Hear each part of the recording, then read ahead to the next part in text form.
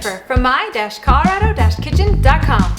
Today we are going to be making some chocolate chip zucchini cookies. We're going to start by preheating our oven to 350 degrees. Then we're going to take 3/4 cup of softened butter. We're going to put it in the bowl of a stand mixer. Next we're going to add 3/4 cup of organic brown sugar. If you don't have organic sugar, that's okay. I just really prefer it. And then next we're going to take 3/4 cup of organic cane sugar. We're going to add that in. Then we're going to add this bowl to our stand mixer with a paddle attachment, and we're going to cream the sugar and the butter together. I happen to have a digital mixer. It has a cream function on it, so I'm going to set it to that. If you do not have a digital mixer like this, which I'll link it in the description below, you'll just want to put it for about 2 to 3 minutes to let it cream the sugar and the butter together nicely.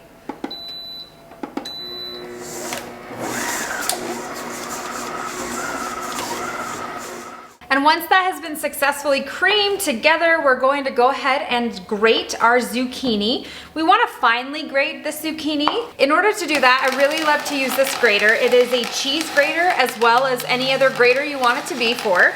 So there's a fine grated attachment that I will link this grater in the description below, and then it makes it so easy to get that zucchini nicely grated. Feel free to leave that skin on. It's not going to hurt anything at all. It'll just bake right in. And in fact, skin actually has a lot of nutrients to it.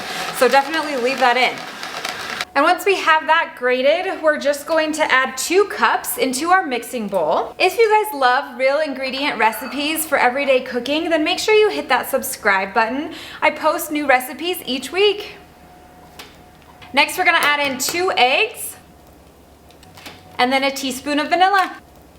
We'll put this back on our stand mixer. We're gonna put it on my mix function. We're gonna mix this all together. Now we need to mix up our dry ingredients. So I'm gonna grab this separate bowl here. We're gonna add 3 cups of all-purpose flour to it. Organic and unbleached is my favorite. If nothing else, I beg you to please get the unbleached flour. Next up is 2 teaspoons of baking powder. I love to get the one with no added aluminum. Then we're gonna do 1 teaspoon cinnamon. All of these organic and just slightly better ingredients are just going to add up overall, and over time, you're not going to get all of the chemicals and all of the bad things in each ingredient adding up in your body and then over time causing problems potentially. And next is a ½ teaspoon salt. Then I'm just going to take my measure here. We're just going to stir it all together. Again, you guys know from some of my previous recipes that I don't love dishes, so I just try and grab what I have to use to mix, so I don't have to dirty yet another dish. Then next, we're just going to add these dry ingredients to our wet ingredients. Then we're just going to mix that together. You do not want to over mix this because we want those light and fluffy cookies.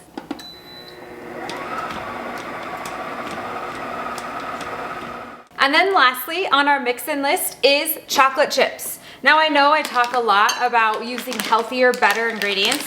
These chocolate chips would not be one of them. And the reason just purely is budget.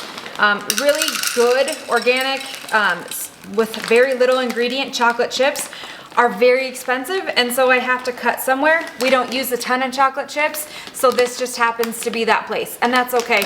Do what you need to do for your family and your budget. We'll pour those in and then just mix it one more time just to get those chocolate chips incorporated. After we got those chocolate chips mixed in, I'm gonna grab my 2 tablespoon cookie scoop and I'm going to just lay them out on my baking stone here. This is my super well seasoned pizza stone that I use for everything, really. I will link this in the description below. And if you make one purchase for yourself in this year, I would highly recommend any one of these baking stones as I use them so much. And the things don't stick to them. I don't have to use parchment paper or extra oils. They're fantastic. This recipe will make about 24 cookies if we're using that 2 tablespoon cookie scoop. Some of you may be thinking, why zucchini in a cookie? And I understand that question, I really do. But it adds moisture to them, it adds vitamins and minerals to them, and honestly, you won't taste the zucchini. It's so good. I just give it a try, I promise you. Especially with that added cinnamon in there. Oof, so good. And once you've got that first tray ready, we're gonna bake them at 350 degrees for 12 to 15 minutes. Then I happen to have 2 of these baking stones, so I just go ahead and prep my next one so it's ready to go in as soon as that other one comes out. Then you're just gonna repeat this process until all of your cookies are nicely baked.